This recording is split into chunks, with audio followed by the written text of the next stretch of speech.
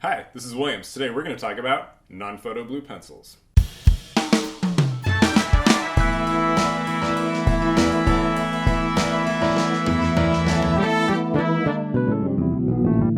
Non-photoblue pencils. You've probably seen them either as light blue lines underneath the drawings of some of your favorite artists.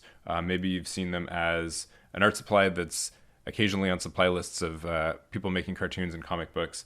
Maybe you've even seen them or noticed them in the corners of pads of paper for creating comic books. What are they? Where do they come from? Non-photo blue pencils are a piece of anachronistic technology.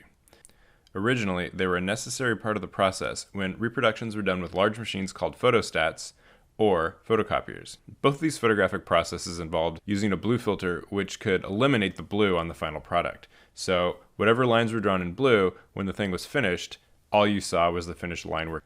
Despite the fact that scanning and printing technologies have advanced significantly in the last 3 decades or so, drawing in a blue pencil as an underdrawing or for preliminary work maintains a place in the sort of the pantheon of comic book creating techniques.